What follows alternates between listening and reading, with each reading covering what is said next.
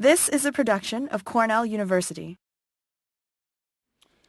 I am delighted to read with Paul and with Dennis, and I'm happy to be at Cornell this semester. Although I have to admit, I felt slightly terrified when Stephanie said this was an event to mark the beginning of winter. Tell me it's not just starting. This is not true. This can't be true.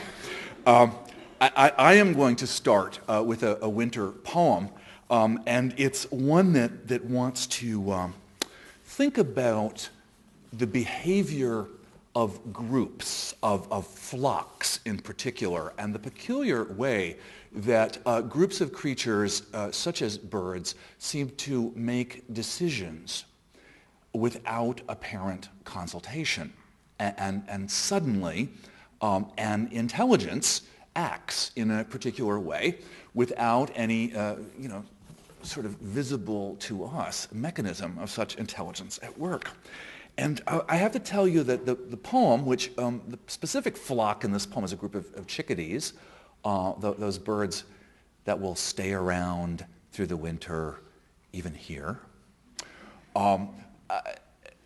There is a one word referring to these chickadees which I cannot say to you as I read the poem, because it isn't a word, but a little explosion of punctuation.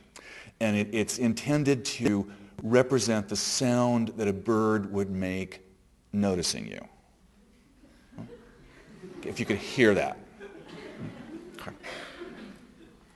Now, before I read this poem, I have to tell you this is a very peculiar occasion for me, because this is my new and selected poems, and this is fresh from the bindery, so there are exactly 2 copies of this book in the world.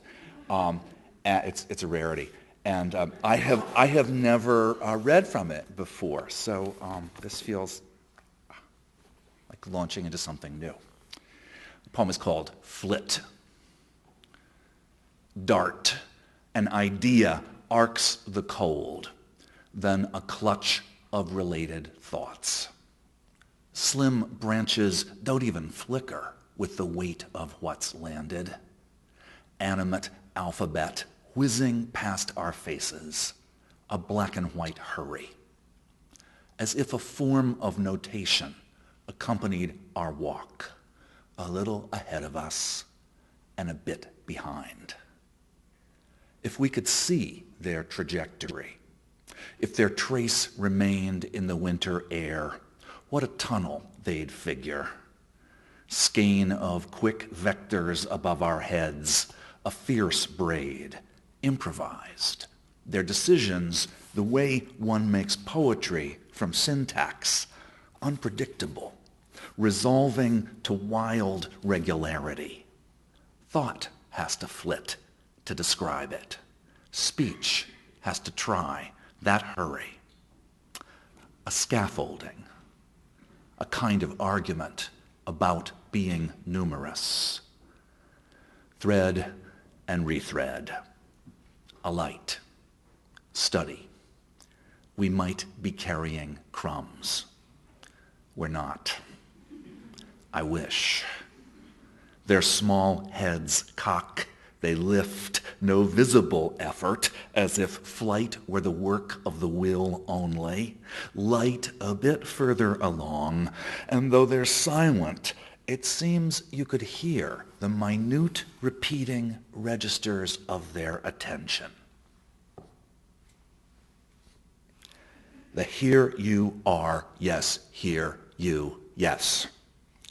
Pronoun reference unclear. Who looks at us? An aerial association of a dozen subjectivities, or a singular self wearing this snowy afternoon 12 pair of wings? Collectivity of sparks, sparking collectivity? Say live resides not inside feathers or skin, but in the whizzing medium. No third person.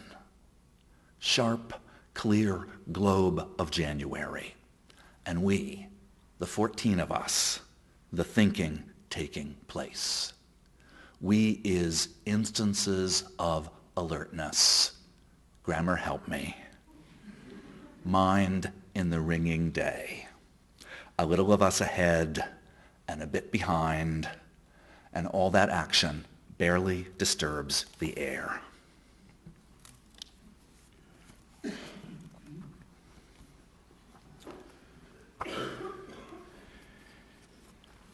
My work has been involved for many years with the presence of creatures, with animal company of one kind or another.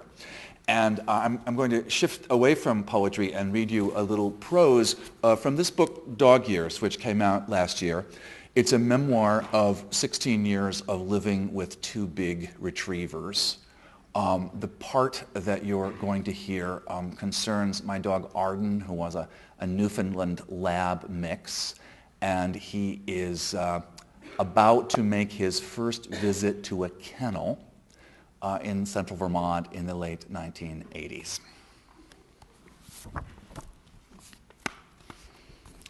One kennel we visit seems like a jail for pets, with concrete floors and brilliant fluorescent lights and awful metal doors that bang and reverberate through the metal walls. The search for an acceptable kennel isn't an easy thing, but there's a week we have to be away. A friend from school recommends Arlene's, a place perched way back on a dirt road on a hill above the college, in a zone of trailers and odd little manufactured homes. My colleague says, it might not be quite what you're used to. We call, then go for a visit. Arlene is a wide woman in a flowered dress who seems to have a bit of difficulty standing. She says, my leg's been bugging me, but Junior can take you out to the kennel. Junior is a thick fellow, arms and legs are the same size, and his head seems made of identical material, as if he were built of tubes of clay, all extruded from the same pipe. We walk across the muddy patches and the thin grass out back to a row of pens made of wire fencing, roofless, each one with a little wooden house inside. One pen has several of the ramshackle structures for the more social. It looks like the canine version of a town in a John Waters movie. But we try to remind ourselves that what we seek in a kennel might not be the things that would please a dog. And Junior does seem affectionate with the animals, and the creatures wiggling their butts in the pens are completely fine. When Arden arrives, he appears to find the place delightful. He runs up to the edge of the cages, greeting the inhabitants, much tail wagging, sniffing, friendly little barks. We're wretchedly nervous about leaving him. I suddenly feel very gay and very middle class. But he shows no signs of being the least bit bothered. And we're disciplining ourselves not to look back too much as we walk away, letting him be absorbed in his new social life in the big damp pen. Of course, we call Arlene from San Francisco a couple of days into the trip. She's as laconic as an old Vermonter could ever be. She says, he's just fine. What I want, naturally, are some details, but I don't quite know how to ask for them. So he's okay? He's doing just fine. I try again. He's adjusting okay? Pause. Arlene calls out, Junior. Another pause. Shuffly noise. Phone bumped or dropped. Muffled words. Then, how's that new black dog? Muffled word. She gets back on the receiver. Junior says he's just fine. I have no choice but to believe, though I also can't help but imagine Arlene rolling her eyes. At last we're back and make the drive from the airport straight up Arlene's dusty, gravelly road. The noise of our car pulling into the driveway rouses Junior, who emerges and leads us out back.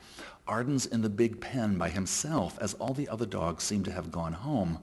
He comes bounding out of his doghouse, and when Junior opens the door to the pen, he jumps straight up in the air, arcing his body like a leaping fish, the picture of joy. Junior retrieves the blanket we've left with him, which feels very damp, as indeed does Arden. I look back and see that the doghouse has a gaping black hole in the roof. Arden's been sleeping in the rain all week. But in fact, he seems none the worse for wear, perhaps even refreshed by the experience, as happy and eager as he's ever been, though we don't ever go back to Arlene's.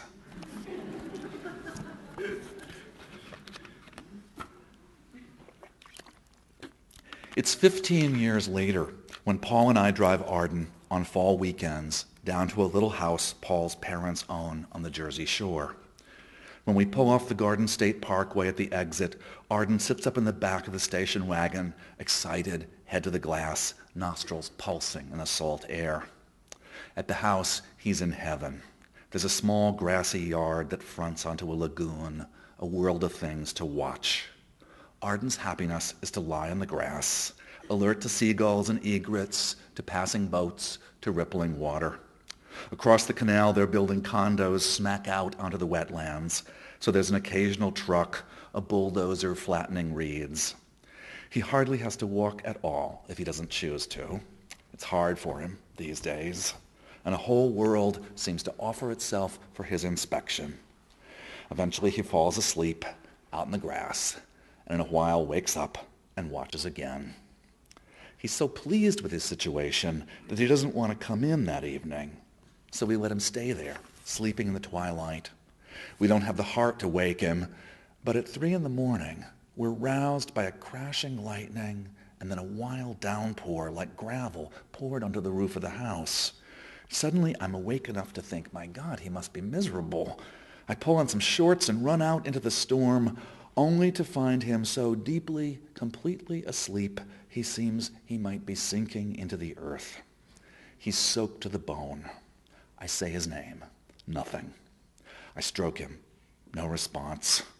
Now I'm soaked in the cold rain too. I put my hand on his ribs to make sure he's breathing, which he is, but he has gone so far into the bliss of sleeping in the grass beside the dark lagoon that I can't wake him at all. And this is a dog who didn't even like to go for a walk in the rain. I don't know that in a few minutes after I've given up and run back into the house to wrap myself in a towel and shiver and shake off the water as if I were myself a large soaking dog, he'll stumble back into awareness, wake up enough to hobble to the door so that he can have a towel drying too. Just now, as I am bending over the absolutely still black body gleaming in the flashes of lightning, he suddenly seems to me the image of King Lear, the mad old man on the moor, fallen, intensely vulnerable, the image of all our aging, helpless in the storm. And I'm the worried fool, trying to rouse the tragic, failing king. But perhaps I dramatize, as I have been known to do. I could also have read his deep, dreamless sleep in the rain as a memory of Arlene's, of lovely nights of youth in a fragrant field, in good company, where the rain must have brought to the sleeping animals new fragrances of its own.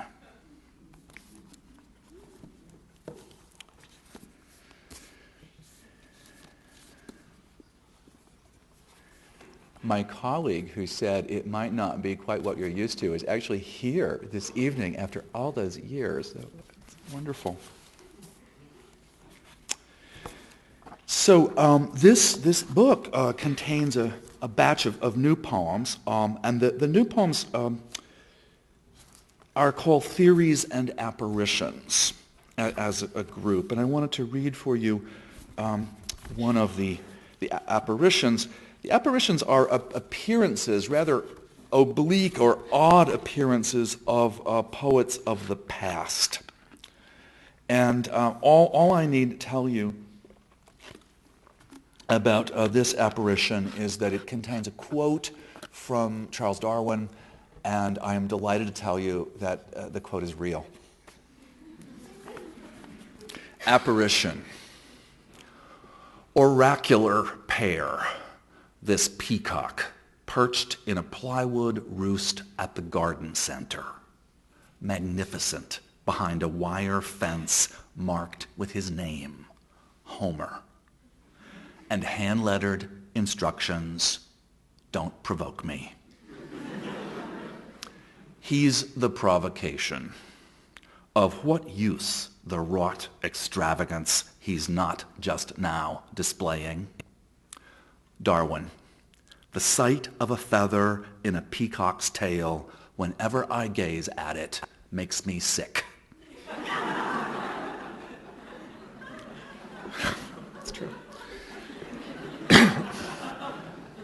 No reason on earth, even eons of increments, would conspire to this. And is the peahen that hard to attract? Requiring an arc of nervous gleams, 100 shining animals symmetrically peering from the dim primeval woods. But if Homer argues by his mere presence for creation, his deity's a little hysteric. Rampant attitude contained in all that glory.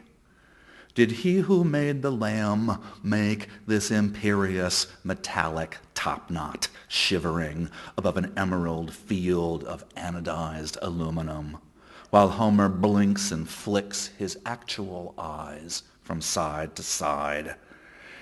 And then the epic trombone slide from Mars cry. No human throat can mime. Is that why it stops the heart? Just before he condescends to unfurl the archaic poem of his tale.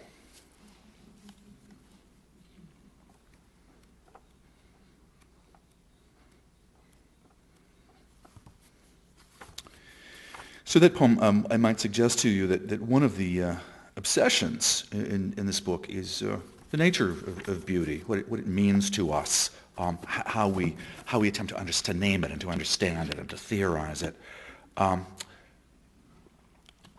This particular poem also takes up that concern, and it's set in Jersey City, on the edge of Manhattan. And one winter morning, Paul and I were actually on our way someplace. We were driving through Jersey City, and we came upon a beauty shop which apparently had just been set aflame. And the alarm was ringing, the smoke was pouring out the window, but there was nobody there at all. House of Beauty. In Jersey City, on Tonelli Avenue, the House of Beauty is burning. On a Sunday morning in January, under the chilly shadow of the Pulaski Skyway, the House of Beauty is burning. Who lobbed the fire bottle through the glass, in among the creams and thrones, the helmets and clippers and combs?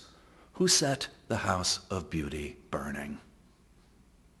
In the dark recess beside the sink, where heads lay back to be laved under the perfected heads rode along the walls, the hopeful photographs of possibility darken, now that the House of Beauty is burning.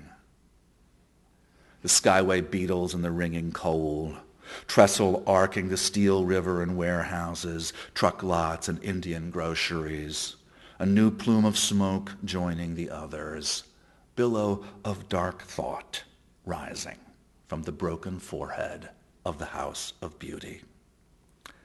An emission almost too small to notice just now. Alarm still ringing, the flames new launched on their project of ruining an effort at pleasure. Glass jutting like cracked ice in the window frame. No one inside. The fire department on the way. All things by nature, wrote Virgil, are ready to get worse. No surprise then that the House of Beauty is burning.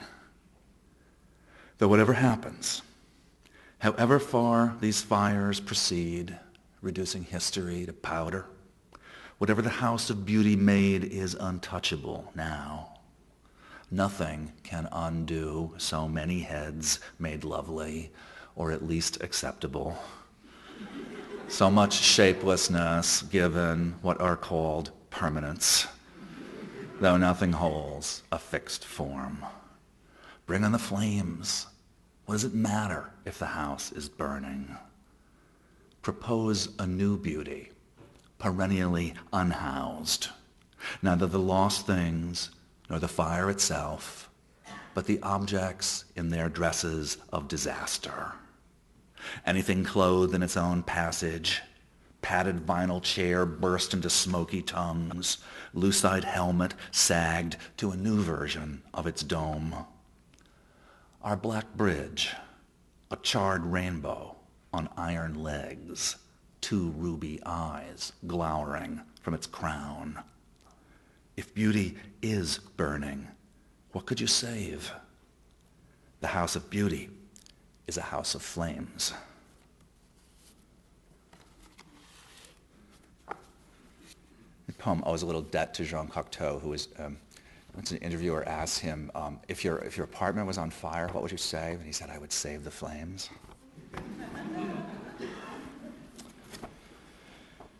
Okay, well, I'm going to end with a very new poem. This is set on Fire Island, where I spend every summer. And Fire Island is a long barrier island on the south shore of Long Island.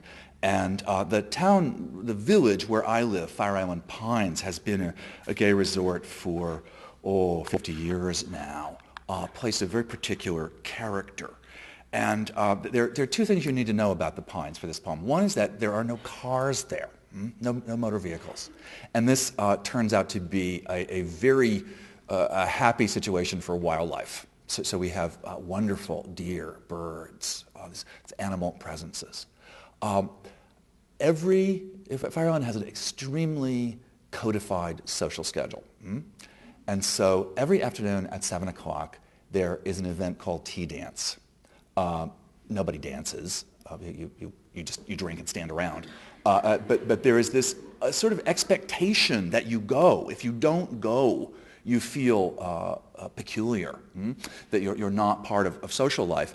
And it's very strange at 7 o'clock to look out onto the boardwalks, which go across the dunes, and just see these rows of men proceeding, as if without will, to tea dance.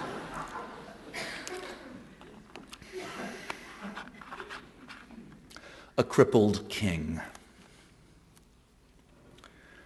Hard by our fence in tea dance light, he seemed the very model of his kind. A buck in velvet at the garden rim, bronze lightly shagged, split thumbs of antlers budding. That odd way deer hold extra still, as though there were degrees of stasis. We were objects of his regal, mild regard. Did I really say tea? Measure the afternoon by a bar event? Here it's a fixed point of the day. Our island's scattered men gather near 7 and stand with cocktails in the thick of buzzing bodies, intent in quick talk, though their subtle eyes don't miss a trick. Here, after all, tea dance started. Wise strategy for an island with no street lamps. Boardwalks pitching along the dunes. Scary after dark, far better navigated before nightfall. He stepped toward us, an unexpected lurch, and then we saw one front leg merely tapered to a whisper, like the torso of a cartoon ghost. He gladly accepted a carrot, a gesture plainly familiar. Where else could he have lived?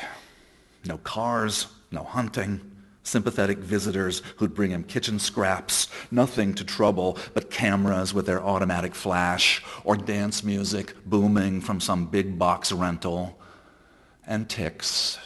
He wore a small crown of swollen passengers between 2 brave ears where he could not bite them, and no other deer provided the seemingly secret grooming they perform. He exhaled a small puff of carrot-scented wind. Handsome face, expressive, not much in doubt of the human. We'd see him, evenings, up the walk, always alone, browsing the cranberry bog. He hauled himself through gardens, intently working tufts of grass, big muscled shoulder pulling him ahead, unfinished left leg hanging, curl of fur over a round of bone. I learned to appreciate the deft accomplishment of hoof, that elongated blue-black shoe of cloven carbon. Without it, he was wildly awkward, though he'd learned to do with what he had. I brought him celery. He liked corn silk, but not the husks, and seemed to prefer the leaves of sassafras with their faint spice scent. Something, did I imagine it, seemed to pass across his gaze as he took them in, lower jaw working horizontally, a faint tearing sound. Then he'd take his tongue to my hands. They startled me at first, those sucking lips around my fingertips, careful, as if he were grooming another of his kind. I felt I could lay my hand on that long slope of a forehead or stroke behind the ears, though whatever was left of his wildness needed to stand, if only on 3 legs. I tried to name him to myself, but he wanted no word from me. More likely, I should be subject to this monarch of holly, hobbling prince of Shadblow Grove, our island's crippled king. When July mounted to its zenith, his antlers turned in oddly. The other's racks spread to balancing wings, while his 2 chandelier arms, each mirroring the other, grew inward, a parody of symmetry. Wouldn't they collide? What grows in toward itself? How can it live? How find company among its kind?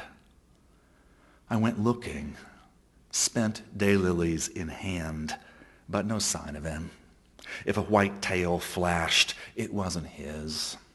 Paul said he just has to appear. You can't will him to show up. Out there, somewhere, in the leaf realms of August, lurching alone through all that glory.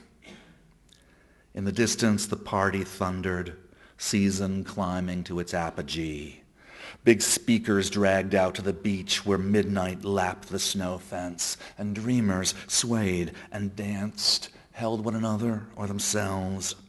And though the dance floor's artificial mist tried to complicate the twittering sky field of laser lights, a real fog put the false to shame.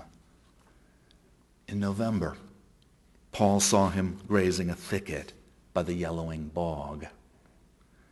Not again. Then, late winter, a hushed, not quite scrutable rumor on the ferry, a deer's head floating in the bay, wreathed with flowers, evidence of ritual murder, Santeria, never to be mentioned again. Bad for business. Knowledge no summer renter required. My friend, I feel I have some right, strangely, to call him that. I tried not to think so, but he could hardly flee. We'll never know.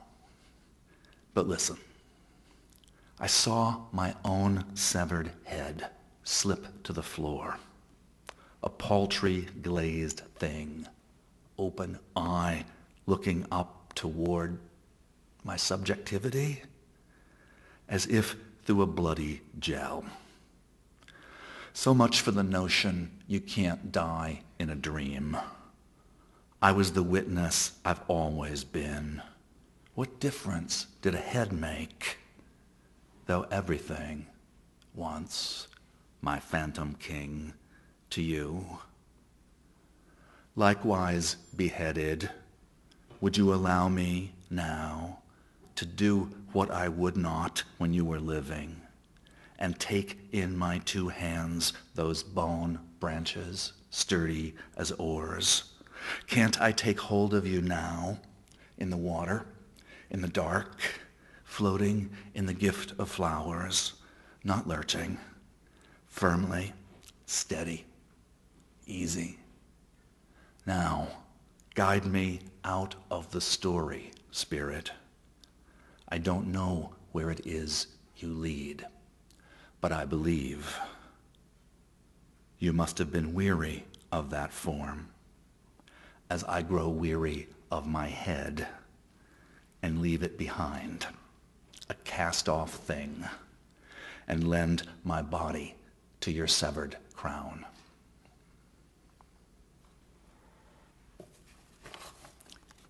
Thank you.